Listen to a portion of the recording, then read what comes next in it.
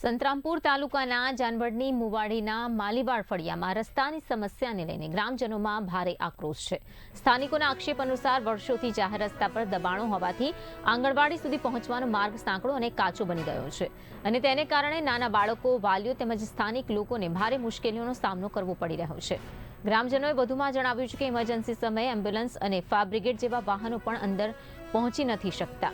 તંત્રની છાશવારે રજૂઆતો કરવા છતાં પણ કાર્યવાહી ન થતા હવે ગ્રામજનોએ રસ્તો દબાણ મુક્ત કરી પાક્કો બનાવવા માટેની માંગ કરી છે અને વહેલી તકે ઉકેલ નહીં આવે તો ઉચ્ચ કક્ષાએ રજૂઆત કરવાની ચીમકી ઉચ્ચારાઈ છે। શું કરો છો આપ બેન? આંગણવાડી વર્કર તરીકેની ફરજ બજાવું। કયા ગામની અંદર?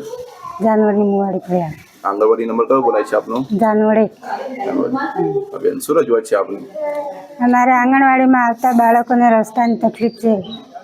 પછી અમારે કંઈક પેકેટ આવવાનું કોઈ ટેમ્પો અહીં આવી શકતો નથી। શેક રોડ ઉતારે એટલે મારે માથે લાવવું પડે। એવું છે? કેટલા સમયથી બેન આ રસ્તાની હાલત ખરાબ છે? જ્યારથી આંગણવાડી બની ત્યારથી। અંદાજે આમ કેટલા વર્ષો હશે? વર્ષોના વર્ષો કે પછી 5 10 વર્ષ? શું રજૂઆત છે આપની? રજૂઆત તો એવું છે કે આ કટારા ફળિયાનો રસ્તો છે જાનવડની મુવાડીનો વચ્ચે નીકળે છે આંગણવાડી સુધી, એનો વારા ઘડીએ તકરાર ચાલુ રહે છે। કેટલા સમયથી? સમયથી 10-12 વર્ષ થયા। બરાબર, તો પછી આગળ? હા, અને એ તકરાર ચાલુ રહે છે, તે રસ્તો ખુલ્લો કરે એ અમારી માંગ છે।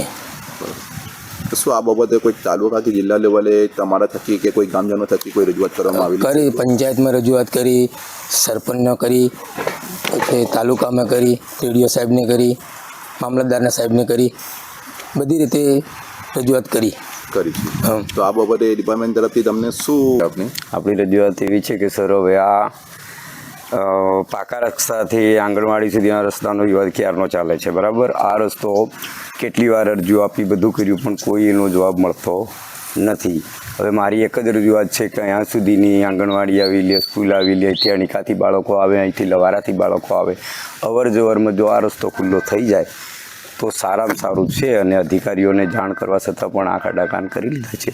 જ્યારે એવો પ્રશ્ન છે કે જ્યારે કદાચ સુવાવેડીબાઈને કદાચ પુષ્ટિ કરવાની આવી હોય અને અંદર ગામડાની અંદર ગાડી ના જઈ શકે તો પછી અહીંથી અમારે બાળક લઈ જતાં પણ જો આ કદાચ કેસ ફેલે પણ થઈ જાય, જો એવી રજૂઆત અમારા કરવા છતાં પણ આ રસ્તો તૈયાર નથી થયો અને જો થઈ જાય તો સરકારશ્રીને અમે રજૂઆત કરીએ છીએ કે બંને આજુબાજુના બંને વાદ વિવાદવાળા બંને હોય તો બંનેનો સાથ સહકાર લઈ, સંમતિ લઈ અને આ રસ્તો સારી રીતે વહેલી તકે થઈ જાય તો આ રસ્તાનો વિવાદે મટી જાય અને કોઈનું પણ દાગ ધમકી વગર કે દબાણ કોઈ કરેલું નથી, કાયદેસરનું દબાણ છે અને એ દબાણ હટાવવા માટે અમારી માંગ છે। અમારી રજૂઆત એવી છે કે જાનવડ ગ્રામ પંચાયત વિસ્તારમાં જાનવડની મુવાડી ગામ આવેલું છે। જી, આ એક ફળિયું છે, ફળિયાની અંદર અમારું માળીવાડ ફળિયું છે, એમાં એક આંગણવાડી આવેલી છે।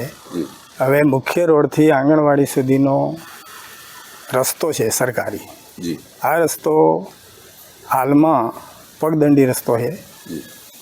અવર જવર માટે કોઈ વાહન આવી શકે એવું નથી કે અવર જવર માટે મોટરસાયકલ પણ નીકળી શકે એવી પરિસ્થિતિમાં નથી। આ રસ્તો દબાણ થઈ ગયેલો છે, એના માટે અમારી રજૂઆત છે આ રસ્તો ખુલ્લો થાય, આ દબાણ ખુલ્લું થાય અને રસ્તો અવર જવર માટે લાયક બને એ અમારી રજૂઆત છે।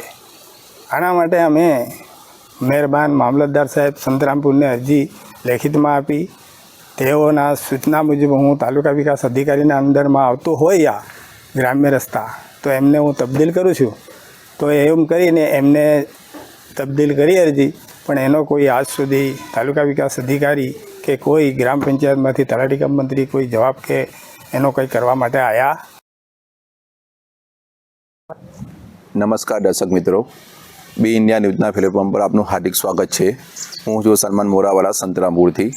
આજે આપણે વાત કરીશું તો સંતરામપુર તાલુકાના જાનવડ ગામના જાનવડની મુવાડી ગામ આવેલ છે। આ ગામની અંદર માલીવાડ ફળિયું આવેલું છે, જે માલીવાડ ફળિયાની આપણે વાત કરીશું।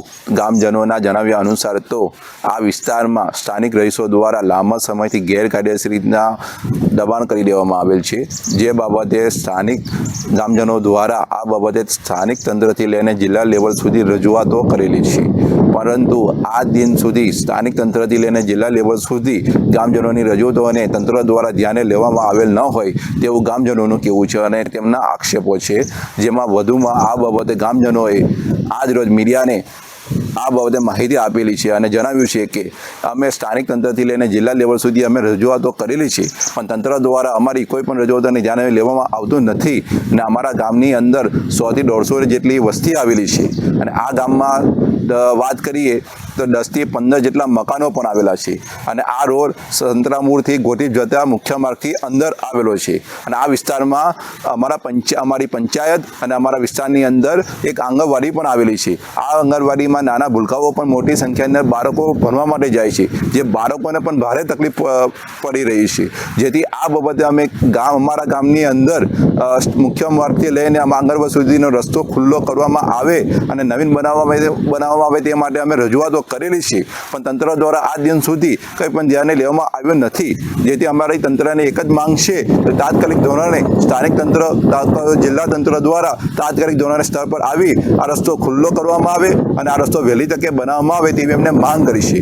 અને વધુમાં તેઓએ જણાવ્યું છે જો તંત્ર અને જિલ્લા લેવલ તંત્ર દ્વારા આ બાબતે અમારી રજૂઆતોને ધ્યાને નહીં લેવામાં આવે તો અમે આવનારા સમયની અંદર જરૂર પડશે તમે જિલ્લા સ્વાગત કાર્યક્રમમાં તેમજ અમે મુખ્યમંત્રી સુધી પણ અમે રજૂઆત કરીશું તેવું અમને જાણવા મળેલ છે.